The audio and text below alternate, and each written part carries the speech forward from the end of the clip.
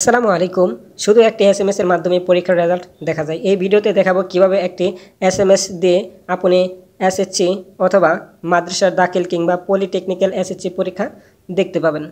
SMS এর মাধ্যমে পরীক্ষার রেজাল্ট দেখার অনেক সুবিধা রয়েছে। কোনো ইন্টারনেটের প্রয়োজন হয় না বা কোনো অ্যান্ড্রয়েড সেটের প্রয়োজন হয় না। আমার মোবাইল স্ক্রিনে লক্ষ্য করলে আপনারা যখন একটি এসএমএস পাঠাবেন, তারা এরকম একটি ফিরতি এসএমএস আপনাদের কাছে পাঠিয়ে দেবে। প্রথমে দেখতে পাচ্ছেন SSC board Dhaka roll result pass GPA 4.00। তারপরে নিচে কয়েকটি সংখ্যা দেখতে পাচ্ছেন, সংখ্যার পাশেই এ বি এ প্লাস এগুলো দেওয়া রয়েছে, অর্থাৎ আমি কোন বিষয়ে কত পেয়েছি। প্রথমে যেটা দেখতে পাচ্ছেন 119, এখানে বি গ্রেড চলে আসছে। এখানে দেখতে পাচ্ছেন 152, এখানে এ গ্রেড চলে আসছে। এখানে দেখতে পাচ্ছেন 160 এ প্লাস গ্রেড চলে আসছে, অর্থাৎ আমি কোন বিষয়ে কত পেয়েছি সেটা দেখাচ্ছে। এভাবে আপনি বাটন ফোনের মাধ্যমে পরীক্ষার রেজাল্ট দেখতে পাবেন। ভিডিওটি লাইক করবেন, কমেন্ট করে জানাবেন ভিডিওটি কেমন হলো। নতুন হয়ে থাকলে সাবস্ক্রাইব করে পাশে থাকা বেল আইকন বাজিয়ে দিবেন।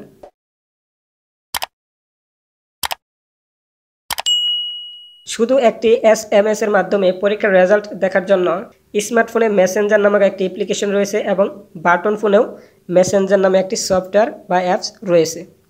এই অ্যাপসে ক্লিক করতে হবে। ক্লিক করার পর এরকম একটি পেজ চলে আসবে। এখানে দেখতে পাচ্ছেন একটি লোগো স্মার্টফোনে, আর বাটন ফোনে কোনো লোগো থাকবে না, সরাসরি আপনাকে ড্যাশবোর্ডে নিয়ে যাবে। অর্থাৎ আমি ড্যাশবোর্ডে চলে আসছি। আসার পর উপরে দেখতে পাচ্ছেন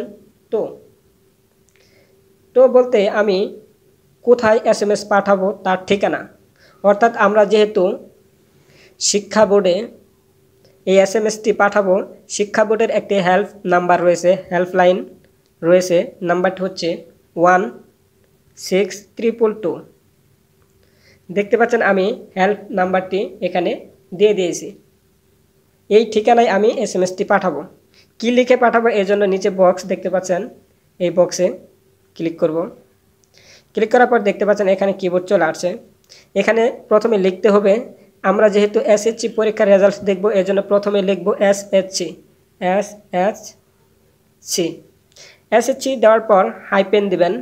হাইপেন দেওয়ার পর আপনি যে শিক্ষা বোর্ডের অধীনে পরীক্ষা দিয়েছেন সেই শিক্ষা বোর্ডটি লিখে দিবেন। প্রথম 3 সংখ্যা উল্লেখ করে দিবেন ক্যাপিটাল লেটারের। আমি যেহেতু ঢাকা শিক্ষা বোর্ডের অধীনে পরীক্ষা দিয়েছি এর জন্য লিখে দিচ্ছি DSA ঢাকা। অর্থাৎ শিক্ষা বোর্ডের প্রথম 3টি অক্ষর 3টি লেটার লিখে দিবেন।